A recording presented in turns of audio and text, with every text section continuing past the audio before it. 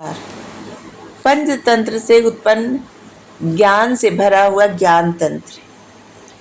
नीति कहती है राजा को पद देना चाहिए अपने सेवकों को अनुरूप। कहावत एक कही गई है खूब, चाहे राजा हो कितना संपन्न या कुलीन, या राजा को पद मिला हो वंश परंपरा के अधीन। चाहे राजा खुद बना हो अपने बल पर या फिर वंश परंपरा में, जैसे होता है ना, उनका पुत्र ऐसे राजा बना हो, फिर भी राजा को क्या करना चाहिए?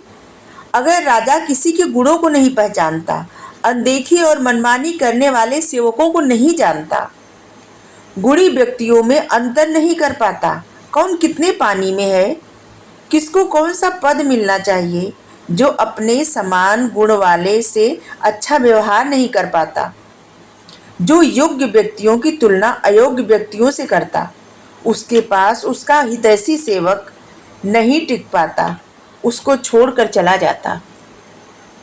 और यहाँ भी दमनक बता रहा है सब पिंगलक को। पिंगलक राजा रहता है, जंगल का शेर, और दमनक पिंगलक के मंत्री का पुत्र रहता है, लेकिन उसकी भी नौकरी पिंगलक नौकरी से निकाल देता है उसको, दमनक को, और अपने मित्र के साथ रहता है, कर्टक के साथ। लेकिन जब पिंगलक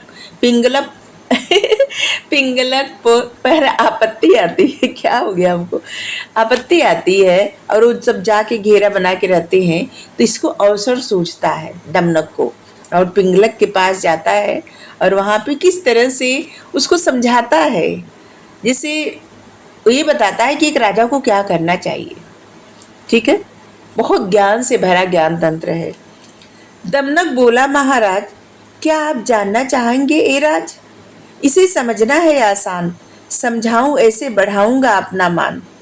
समझाऊंगा ऐसे बढ़ाऊंगा आपका मान, अपना नहीं आपका मान। जो सेवक स्वामी को समझते हैं मूर्ख और सिरफिरा, उनके साथ काम करने में उन्हें अपमान लगता है, तो भी दोष सेवक का नहीं राजा का दोष होता है। जो मणि सोने में जड़ने के लिए होती है, वो रांगे में अगर जड़ी जाती है तो भी वह कुछ नहीं कहती, लेकिन उसकी चमक चली जाती है। मूर्खता के लिए जौहरी की निंदा करेंगे, लेकिन इसके लिए मणि में खोट नहीं निकालेंगे। मैं यहाँ क्यों नहीं आया, क्यों दिखाई नहीं पड़ा महाराज, स्वयं से पूछिए। जिद पर कौन था अड़ा? महाराज का अगर बुलावा आता, बिना कुछ सोचे मैं दौड़ा चला आता। अगर राजा अच्छा और बुरा में फर्क नहीं करेगा, तो उसके अधीन कौन सेवक रहना चाहेगा? जो राजा कांच को मणि समझकर गले लगाता है और मणि को फेंक देता है, उसके अधीन योग्य सेवक क्षण भर भी नहीं ठहर पाता है। Thank you. राधे राधे।